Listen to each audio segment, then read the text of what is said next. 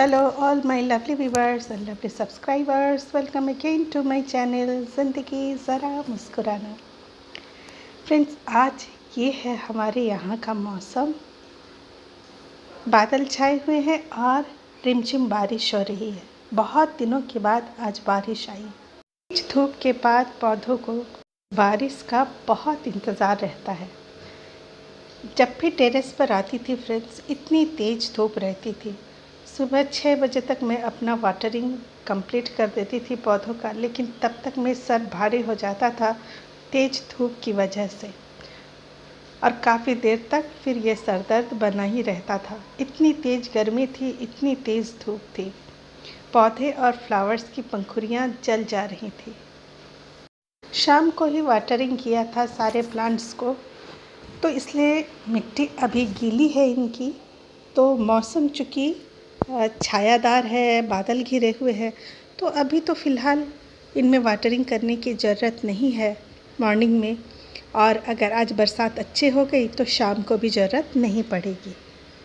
Friends, ये मेरी लंबी कतार रजनीगंधा की, इसकी खुशबू पूरे टेरेस पर छाई रहती है दिन और रात।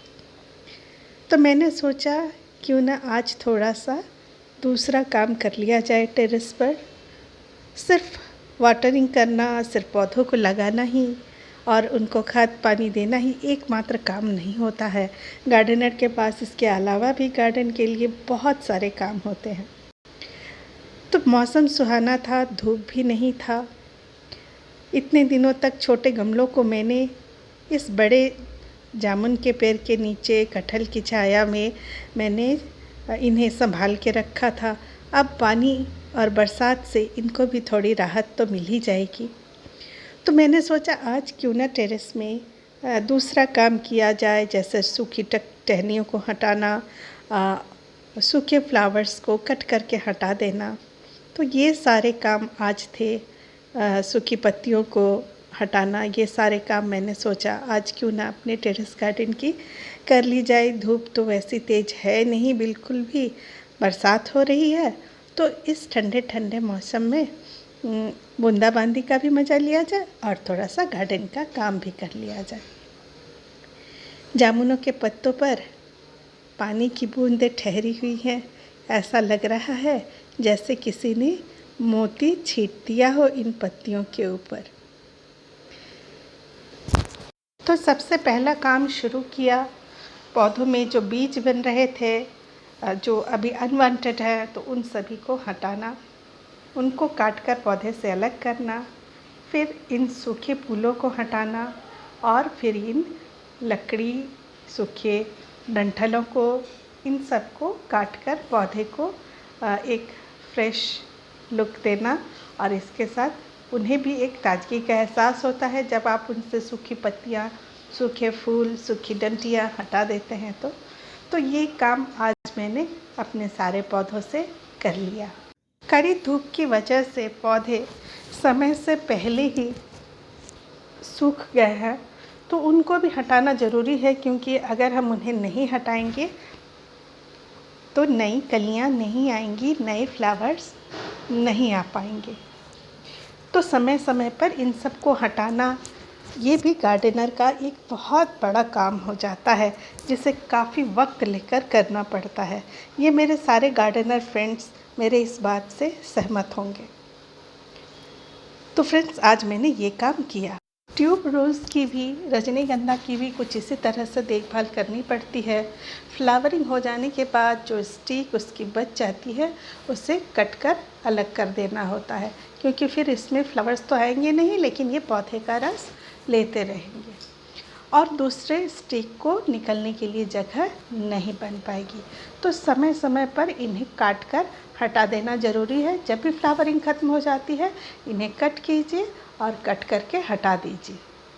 तो आज मेरे ढेर सारे ट्यूब रोज़ के गमलों में मैंने ये बहुत इम्पॉर्टेंट एक काम किया, ताकि नए स्टिक्स को जगह मिले, नए स्टिक्स को बढ़ने का मौका मिले, वो ज़्यादा से ज़्यादा पनपे और ज़्यादा से ज़्यादा फ्लावर्स मिले। पौधे अपनी एनर्जी उसी तरह खपत करनी पड़ती है जितने उसके ब्रांच होते हैं और जितनी उसमें फ्लावरिंग होती है।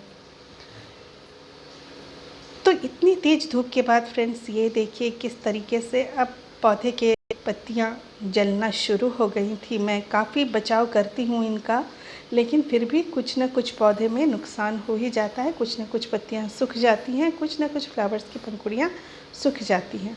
लेकिन ये मेरे फ्लावर्स ढेर सारे हिबिस्कस के फ्लावर्स पे खिले हैं और ये हल्की बरसात इनके लिए बहुत फ़ायदेमंद होती है। तो आज ये ढेर सारी तादाद में यहाँ मेरे टेरेस पर खिले हुए हैं। मेरे हर हिबिस्कस के प्लांट में बहुत सारी फ्लावरिंग हो रही है फ़िलहाल, तो ये होनी भी चाहिए। और मीलीबग्स का अटैक भी अभी नहीं है, तो ये बहुत अच्छा है।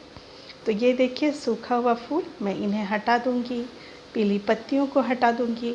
तो आज मौसम भी सुहाना है, तो मुझे काम करने में भी दिक्कत नहीं आ रही है और मैं इन छोटे पर बहुत इम्पोर्टेंट काम को पूरा कर लेना चाहूँगी।